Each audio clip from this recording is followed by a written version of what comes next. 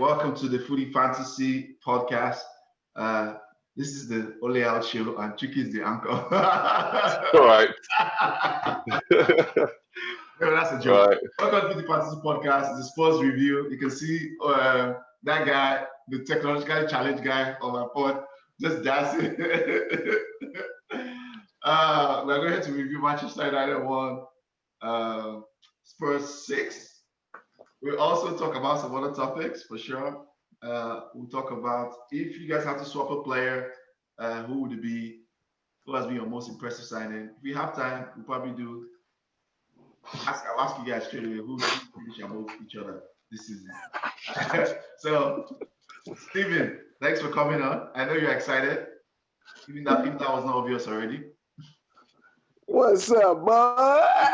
6-1, baby.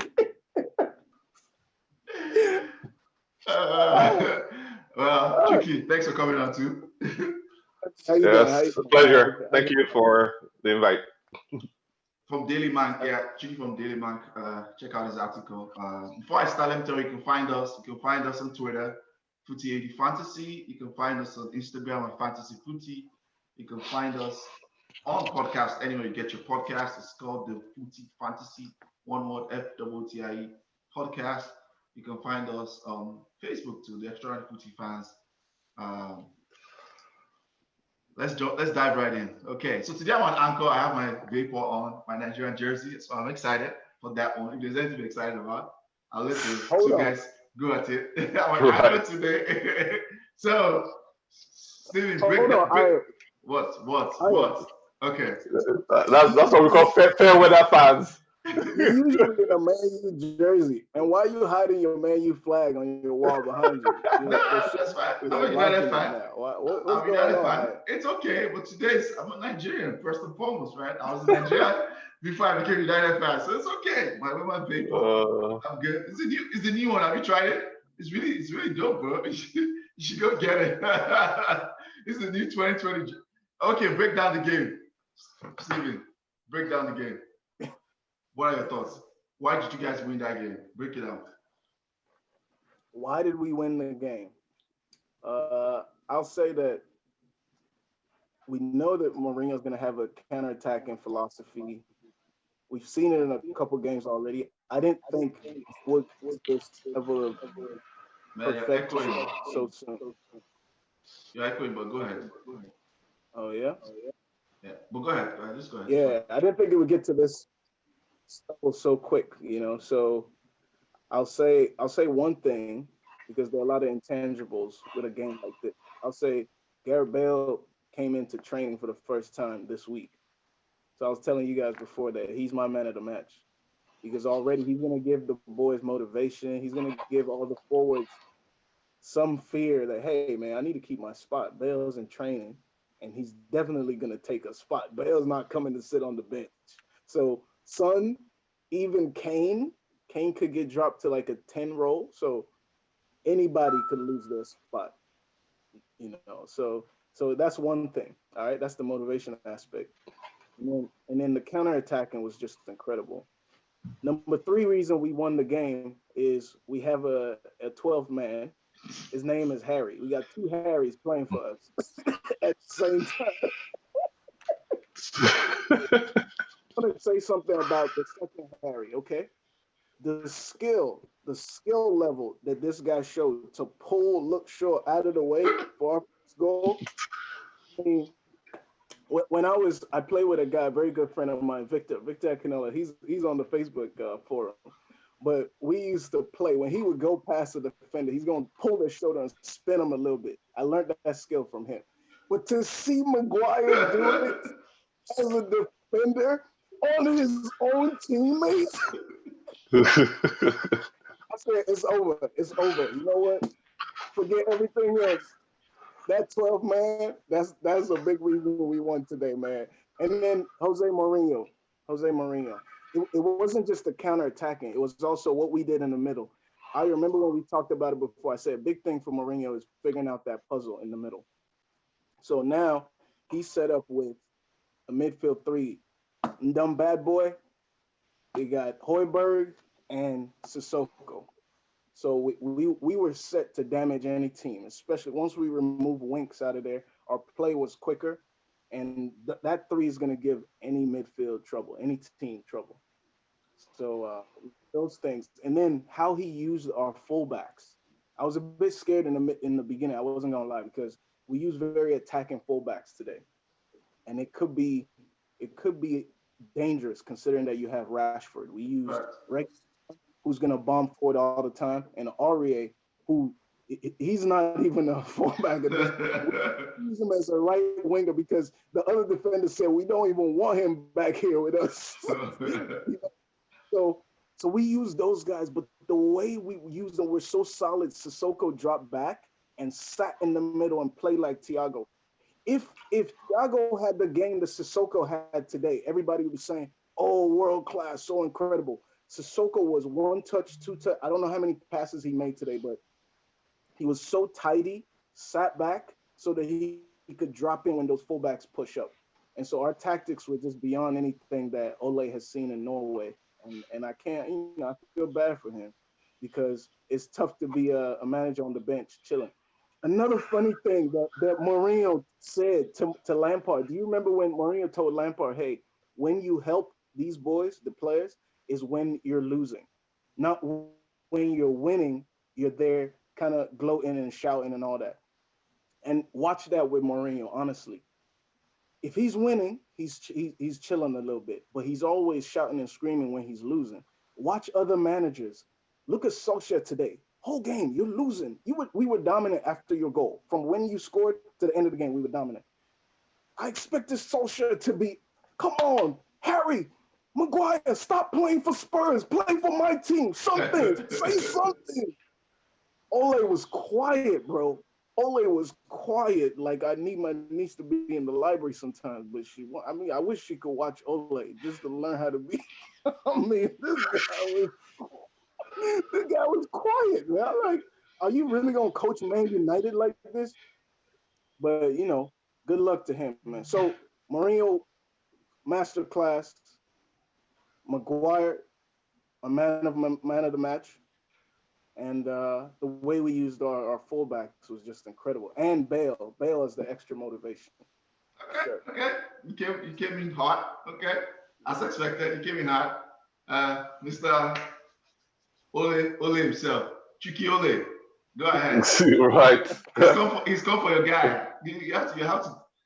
It's fine. I mean, Spurs didn't start playing in the league this season. They were there last season. I know Ole played that tie before, and he won with the same mannerisms he's had. So anecdotal stuff is fine and well. And if you're the victor, to victor the spoils, you can say whatever the heck you want. And you can attribute your win to whatever you want. The real issue here is with United, to be fair. There's just like a multitude of issues with United right now. And it starts from the back with like what Onoche was just saying with Harry Maguire. Harry did not show, he didn't put in a captain's performance today, not even close.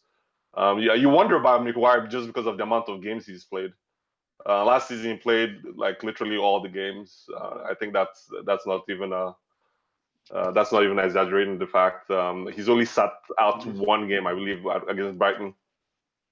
So I think it's time for him to probably sit down. I don't know if the issue he had in Greece and I hate to say that, that's very, in fact, let's just scratch that. That's lazy. That's just that's just lazy thinking. What you just say is that he's just kind of all out of sorts. His positioning is there. His commanding attributes aren't there. He's not communicating greatly. He's not organizing the defense. He's not organizing anybody.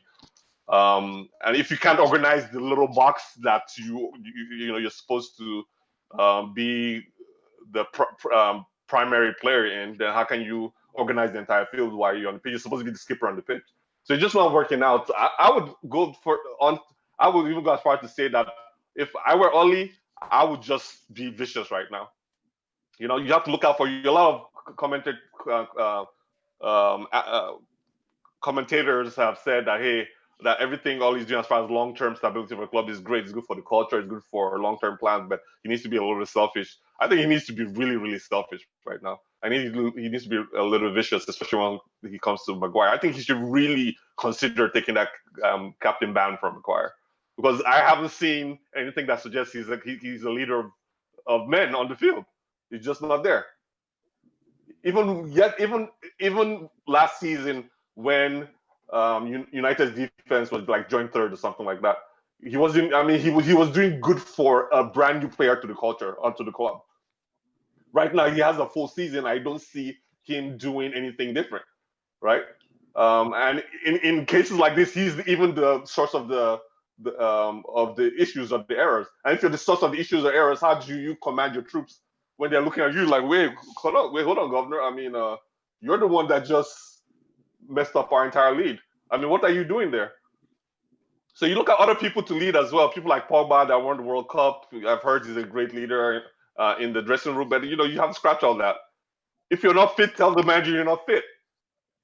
Don't be on the field at the cost of a bad result like that. The goal they did, came off him because he was being kind of. Are you still there? I'm here. Can you hear me? Okay, cool. Because he was being indecisive or not being as strong as he could be with the ball. The ball pinged off from Maguire. I don't know why he can't. Someone that costs £80 million should be able to clear the ball the first time. Okay. I mean, that's just kind of minimum requirement, right? Then the comedic nonsense he had with Shaw there, and De Gea is there. Maybe De Gea could say, "Hey, Shaw, leave it," or Maguire, you come. I don't know. Somebody should be talking. You can't. It was like slapstick comedy. It's like who. Which one of us wants to give Spurs the opportunity to get back in this game after we just got a penalty, under a minute? It was just ridiculous. Shaw shouldn't be starting for Manchester United. That's simple. I'm not even going to say too much for Shaw. He shouldn't. He's not. He's never been fit enough. At some point, it looked like he could be a starter, but he's not a starter for Manchester United. Not for what he's supposed to be. He's supposed to be the attacking fullback. I mean, look at him running. Who did he tackle? That he got that yellow. Who did he tackle? Was that Aurier, maybe? I think it was Lucas Moura, right? It was Lucas Moura. Was it Lucas Moura he tackled? Yeah, I think so. I mean, look at him heaving and humping his way. Like, that should have been a red card. That should have been a red card. I mean, it was like me on the field, like just unfit on the field, running. That should have been a red card. Knowing that I can never catch this player. I'm not even going to go for the ball. I'm just gonna first, use frustration and go for his leg. He needs to sit down as well. Okay. So they're quite. Then when you leave the defense, you go into the midfield. I said Pogba. Matic was, Matic is, if he's not chasing a contract, you just never see Matic, right? He just went back to the pre. Hold up. He just went to the pre-contract Matic. It's like Chuky, no. Yeah, go ahead. I'm not going to sit here and let you take my job. Okay? I don't need me anymore. It's my job to make fun of your players. You can't take my job. I'm just calling it as I see it. And at the end of the day, Ollie is the one that put them out on the field. It's his responsibility to get the team ready. Yeah. It's his responsibility to get the team fit. It's his responsibility to find an architecture, a structure in which these players can thrive. And he didn't do it. He probably needs to go back to the table and say, this 4-2-3-1 thing I'm playing, maybe I need to toss it out because I don't have I'm lacking almost everywhere for this to happen, right? I'm lacking almost everywhere I don't have my left-sided. Again, the board is not back. He wants Upamecano. Every Manchester United fan knows kind of roughly what his list is. He wants Sancho. He wants a left-sided centre back, and he wanted either Telles or a player I would have loved on our team, Reguilon. He wants all these players. Mourinho was able to start with Reguilon today. Was able to start with him. Maybe we don't. But Mourinho started with Shaw. That's all you kind of need to know. Right? That boy regulate. I'm thinking the formation itself is in question now. It's like, okay, you have the double pivot to protect. That's why United was probably joined third, the season before, because you have this double you have this shield in front of the back four, and on top of that you have Maguire that you're supplementing playing a Matic who's comfortable in left bringing out the ball. So that's why you have that double pivot there. I'll prefer a single pivot or just or another variation of 4-3-3. Can he do that? I don't know, because who are your center partners in the back? Is it Maguire? He needs to sit down. He needs to sit down. Is it Bailly? I say Bailly, yes. Is it Lindelof? Really? Yeah, for some teams, Lindelof will be effective, but for others, he can get bullied, right? So why isn't United? Why haven't they? They're going to let Smalling go. Why not? Why don't you bring us a center back that your manager has on the list, like Upamecano? Right? Probably going to cost you 65 million, because that's just what the market is. You just have to pay to get people to fit your system. Right now, Maguire just needs to rest and sit down. He's had an awful 4 or 5 games. He needs to sit down. I mean, I don't know. Do you think y'all could bring back Patrice Evra to play in the left back role? Look, you know what? Patrice Evra will probably do a better job than what Shaw is doing right now, right? Okay. Then again, another issue I had was the distance between the attackers and the midfield. It's like at some point, somebody on that field needs to say, you know what? At this point, the way we're posturing, we're not ahead, this is not fine. At this point, we need to come closer, so we're a little bit more compact, so we can match the tenacity and the hard workers of this industrial Mourinho team that's going on in the middle, right? And it is very industrial in the middle with Sissoko and what do you say his name was? Højbjerg, Ndombele. Yeah, Ndombele, right? Yeah, and Ndombele. So having Greenwood all the way there and Rashford all the way here, that doesn't help. Greenwood should come and help, even though a little bit. You say what? It's lagging a little bit. I said Ndom bad boy. Yeah, Ndom bad boy Dembele, right? who interestingly Mourinho wanted out of the team maybe last season, but now he's probably his favorite player. But that's how it goes. He's a love-hate relationship with Uncle Mourinho. Yeah. Right? No. That's not true. That's not true. That's a media rumor. That's what we call fake news. Oh, sorry. Okay, sorry. You're right. And that's all we can do. Let me jump in a little bit. Yeah. Go ahead, Ayo. Let me tell you why. That's fake news, because during the COVID break, who were the 2 players Mourinho went to visit specifically and train with them? You said it's for Kane and Ndombele. Ndombele. So he's putting Ndombele at the same level. He went to his best player, Harry Kane, and next he went to Ndombele. And he risked a fine for that. That was against I didn't even know that. I was just making a joke, by the way. Yeah, I did that. Okay. Mourinho played. Don't make any jokes. Mourinho played a masterclass today. This is what we call a Mourinho masterclass. It's like, look at the team's weakness and just put a knife in it and twist it. If they respond, fine, right? United capitulated very, very easily. That is very concerning. Correct. Very concerning. One thing I mentioned, my favorite part of the game, my favorite moment of the game was that goal where Son's second goal, right? When Maguire went over to the left side to go mark, I think it was Lamela. Yes, yeah. No, it wasn't Lamela, it was Aurier. It was Aurier coming over to the left side, just for no reason. Shaw was there. Shaw was not up the field. Shaw was right there in the box. Shaw was in the box. Then Maguire goes all the way there.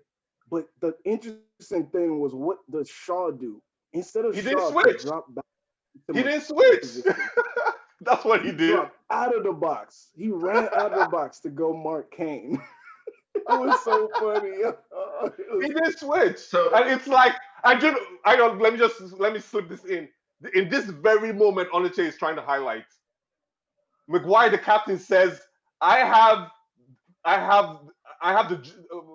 the geographical supremacy here, and I'm going to make the decision to go mark this player because I'm kind of closer to the player right now. Shaw is supposed to look at Maguire and say, I see you, I'm going to switch with you. Yep. If you're going to be mute, If you're going to act like you can't talk in the box, that's what you do. But what you expect from Maguire is to be the boss, to be the skipper, to be the captain, and say, "Hey, I'm here. I'm points. Do something. Just don't act like you're the only one there. Just watch the film, right?" He just goes like he's the only one playing there. That was on Shaw. That was on Shaw. First of all, No, Maguire is wrong to I'm jump out there. conceding that Shaw should have switched. I am Yeah. conceding that Shaw should have switched, but Maguire is the one with the captain armband on. That's why you want to see communication. Like you were telling me that Ollie was supposed to be remonstrating on the sideline. Maguire's on the pitch with the captain's armband. He's supposed to be saying stuff. You know? Chuky, it's okay. It's okay. It's not okay. It'll be well. Let me jump in. Can you do like this? Let me give my thoughts. It's not okay. Can you do this? Hold on, Chase. Okay, Steven is okay. We know you're guilty. Can I talk? Can I talk? It's okay. It's let him have his day. Let him have his day, please. Aya, don't try to act like you're a neutral observer. You know you need to do this. I'm not a neutral observer. It's very clear. It's clear. It's obvious. If I say that flag will not be behind me, if I was neutral observer, it's right there. It's clear to everybody. Everybody knows that. United fan. Okay, let me jump in real quick. Which flag? Let's start with Spurs. Do this one time. Which flag are you talking about? I promise That's you. a flag. No flag. Sorry, my muffler. That's okay. behind me. So I'll say this real quick. My first thoughts. Let's talk about Spurs. I know I gave Onoche a lot of stick early. I would say for sure it's possible. It's still one game or like last couple of games, but it's possible. I think it's probably turning around with Ndombele. Ndombele was really good today. From the reports I've been hearing from the last 2-3 games, it looks like he's been really good. Ndombele, if you can get this tune out of Ndombele, most of this season, Spurs are definitely a major threat now for top 4. That's first thing I'm going to say. Ndombele has always been good. But Ndombele has always been good. No, right? He has not for them though. He has shown good. That's okay. Well, okay. But he's a good player. No, he is. He's a very good player. Okay. But I'm saying this is the Ndombele that everybody thought Spurs was getting. Like breaking those quick turns, breaking through the lines, those quick passes, driving to the box, like box to box. Like the goal is scored. That was typical box to box. Arriving at the right minute, all of that. So for sure, Ndombele. I think, like you said, what you said, when Bale comes in, Spurs are a major threat now with this style of breaking behind in line. Now let's see how long they can keep this when they face like low blocks. But right now, I thought Spurs, with all these signings and the way that midfield looks now, Spurs are definitely a big threat now for top 4. That's my thoughts about Spurs. About Manchester United, I want to say very few words, right? I've been saying this for a long time. Just very few words. First thing I'm going to say is I follow trends. I believe in trends. I don't believe in like isolated results. This result has been coming, right? Some of us, let me see for myself, I have been complaining about our performances from like how we're playing towards the end of last season. It was trending. It wasn't this bad, but it was kind of dry trending to this. And I've been screaming about the way we are playing. Like this is bad. We started with Palace. So I think it was started at the end of last season, right? And people were like, the players are tired, I'm like, okay. I kept quiet. Like, okay, maybe I'm asking for too much. This season starts. Palace, I saw that game. Palace bust us from like wire to wire, just similar to today, but they just obviously don't have the type of quality that you guys have. Brighton, same thing. Yeah, we won. People say these are the type of wins. When the players blame that you win. You have to have context. Chuky loves context. You have context to that statement. That statement works when that's an isolated performance, not when that's a trend, right? We come to today. So hiding was on the cards. Yes, we beat Brighton, Carling Cup, and beat Luton Town. But that's not part of the trend. No, that is not. Those are. I'll just play with you. Those are not games you compare Manchester United. Don't mind me. Don't mind me. This is your section. Go ahead. Yeah, I believe in EPL. You look at EPL section, all Champions League, like all those type of cup games, never truly tell the true picture. We've been here so many times with so many teams. With Manchester United, we've seen Manchester United win Europa and come 6th. We've seen us win. That's why all those secondary clubs, I do not care about them in judging the performance of a team. That's what I mean. Performance of a team. So this performance has been coming. It was very poor. All the players, the manager. The manager takes a whole lot of slack for this because organizationally, defensively, we look terrible. Chuky has everything. There were so many gaps. The defense and midfield look so wide apart. I don't know how we came into the season, and I said this so many times on different forums. How it feels like our coaching and our recruiting team, I had all of them together, whoever did not watch last season. Because I don't know how we came into the season. Remember what you were telling me about Pochettino? Remember Onoche, that your big question about Pochettino, how he did not identify that defensive midfield thing. I've seen the same thing with Solskjaer. Like, I cannot imagine we came into the season and not get the DM. I'm just like, did we watch last season? Did we all see what happened last season? Like, but wait. Because you start with a center back, right? Because Matic, I think DM is our worst position in my opinion. We saw Matic, like literally for half of the season be terrible. He picks up a run of games. Pogba comes in, we win those games. We got Bruno.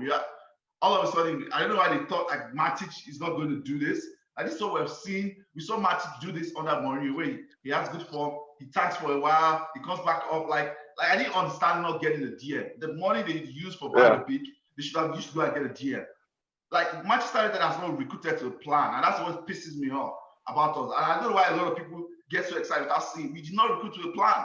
It's very clear. You want to play high line, but then you go and get what's his name, Maguire. Like what? Like who was making all these decisions? You want to be an attacking team, you get a right back who doesn't move the ball forward well.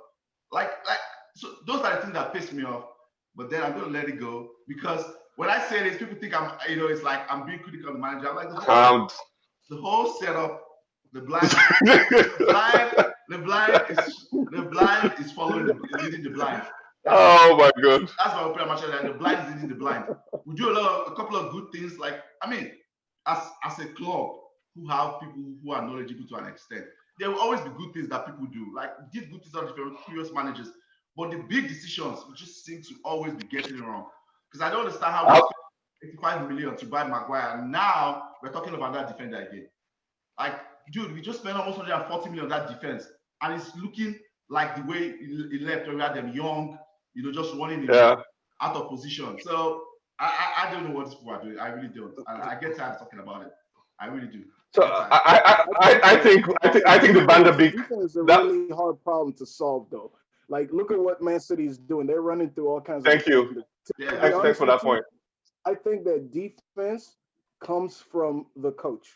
You really have to organize the defenders. It's something that you learn. Like if you're going through playing football and all that. See, attacking you can get you can be gifted as an attacker, but defensively it has to be taught. It's something, and that's what Pep is.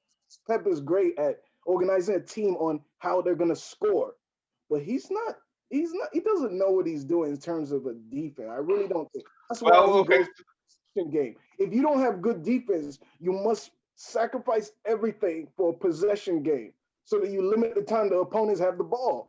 But so hey, Onche, like there are a lot of good factual things that we've said. Let's try to keep it that way. For defenders, if you were saying, Onche, you'd be correct if you said if United, like what I was saying, if United was going for a young defender, like younger defenders, like you don't buy Koulibaly and say, okay, I'm going to teach him how to defend. That's not going to happen, right? You don't buy Van Dijk and say, okay, I'm teaching you how. And also, it should also say if you buy a Maguire, you shouldn't be teaching a Maguire how to defend. He's a ready-made defender. He's ready-made. You teach him, Chuky. You still got to teach him how to work. I totally disagree. This coach is. Beckenbauer. You can buy Beckenbauer. If you put him by Lindelof, you got to teach them how to work together. You could buy whoever the best defender. You're right. You give them an opportunity. You give them an opportunity to learn each other. I totally agree with you there. I'm talking about teaching you how to defend. Is not if we bought like like an up and coming guy from Monaco. I can't remember his name. I always forget. Like a young defender. Younger is like 21, 22 years old or 18 or 19. Yeah, you teach them about situational awareness, positioning. Communicating with defenders, knowing when to step away from the high line, knowing when to press onto the high, stuff like that.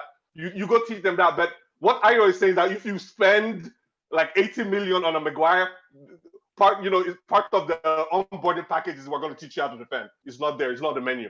I totally disagree. That is not on the menu. You're not teaching them individually. But you do have to teach the defensive organization. And Chuky, see, correct. The mistake I agree there. the mistake you're making now Correct. If you make that, a lot of coaches do make that mistake. They'll go get a Koulibaly and We be have like, we have 9 minutes left. So We have 9 minutes left, guys. they'll, 9 they'll minutes. go get a Koulibaly and Let just me feel finish like now. you Let should me know finish this what point to now. do. Finish your points. I just have to jump to that part of it. It's not gonna work.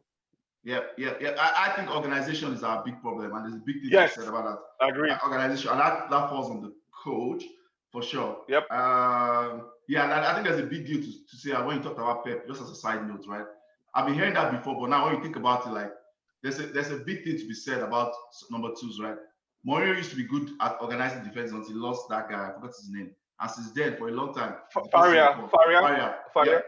Pep was, Man City weren't great, but they could do organizational defending, pressing. Since they've lost Arteta, there's something to be said about that. They're just all over the place defensively now. Since they lost Arteta, I think it was since they lost. Since lost Arteta beginning of the year, right? They've regressed massively compared to how they looked beginning of last season. In just that pressing, they've regressed. I wouldn't say it's Arteta by himself. I really think that Fernandinho. I'm just saying there's something to be said. I'm not saying that's it, but just something to be said. Okay, so let's say that most of these teams hire coaches that do, they hire coaches that take, a sector of the game and that's their piece of the pie. Yeah. Right? I don't think Arteta is there to organize defense for Arsenal like he was even doing for City. I don't think that's his stick. That's just me. Maybe you have better intel. Right? I don't think Oli is there organizing our defense. I think it's probably a coach on his staff doing that. Yeah. That's just me. Based on what I know about his background. So nobody is organizing your defense. It's definitely not Maguire. So if you guys have to do a player swap, let's start with because we have 6 minutes left. Chuky, okay. Son, I'll take Son. Who would you give them? I'll give them Shaw gladly. Okay. You give them Shaw gladly. Yeah. So we'll be short a left back, but we're already short of left back anyway. So okay, got to do a swap. Who you take? Who you give up? Quickly. All right, I'll take Martial and I'll give you Winks. And that's one thing I love about the game today is that Mourinho finally dropped Winks. And I hope he remembers that. I know you don't like Winks. This guy. Martial's the boy.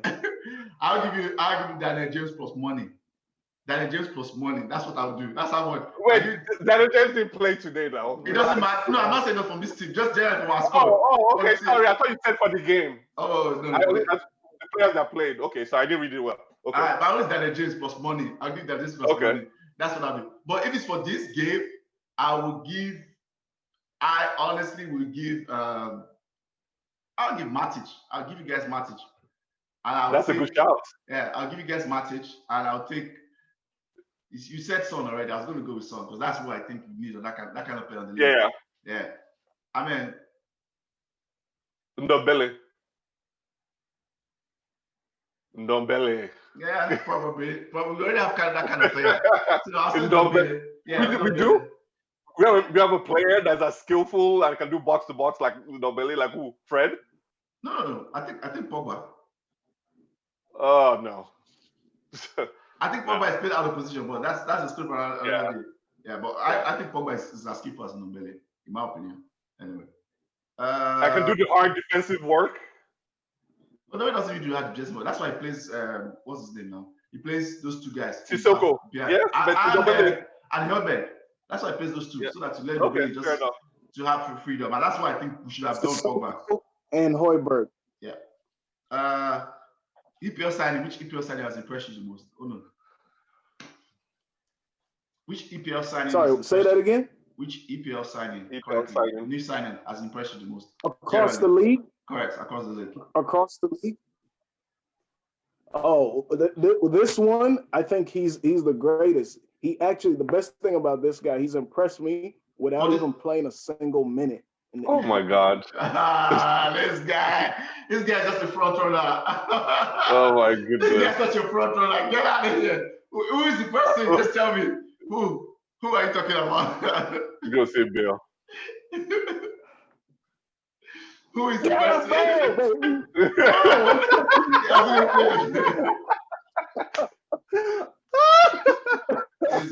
you're going to come with your nonsense. Nonsense guy.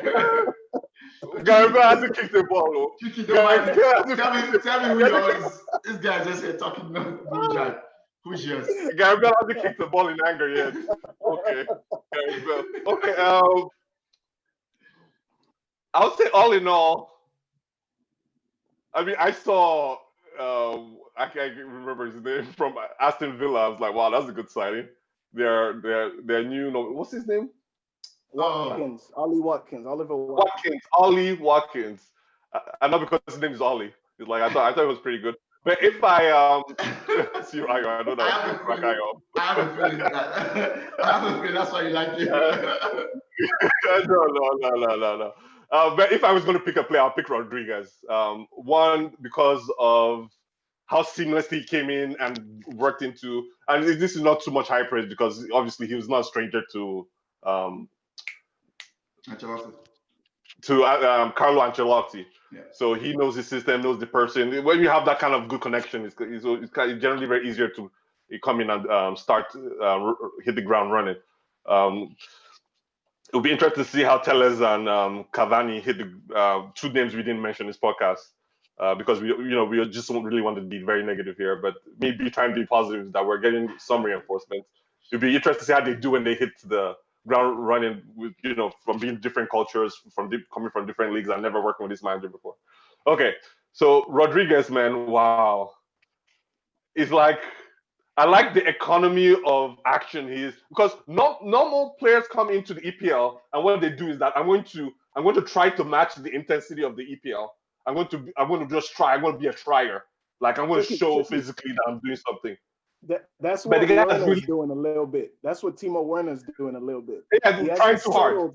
And he's trying that. He's trying to trying way too hard to impress or something. That's correct. Rodriguez is just chilling, and he's just like, I'm going to be a space investigator. I'm going to fall in where I fit in. I'm going to pop up when I need to. I'm going to time my rivals. I mean, he's doing splendidly well. I agree.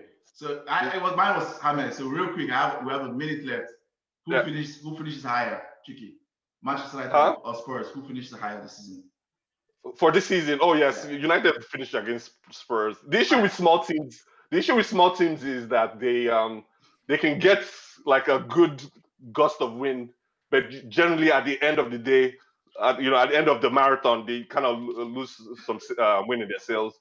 So I think Mourinho just fall back. I think he'll be in and about the top four, but I don't think he's going to be higher than United. Good. Yeah. Oluche, real quick, we have 1 minute left. Do you have hard one? You want? Do you need something for hard one? All I do? I'm trying to calm Chucky down. Oh, I thought you had hard one. Trying to throw shit by calling us a small team. I thought you had hard one. I know it's coming. I know it's the 6-1. So I'm telling him, I'm with you, my brother. It's all good. I take the 6-1, but I'll just take it facts. That's all. Sorry. You have 30 seconds left. Go say. Of course, Spurs will finish higher. Of course, 6-1. That's gonna be invert that. That's gonna be the positions. Us 1, you 6. Go. Okay. All right? This is the end of the podcast, guys. Thank you for coming. Check out our address at the end. Check out Daily Manc also. Oluche, thanks for coming. All right, deuces, guys.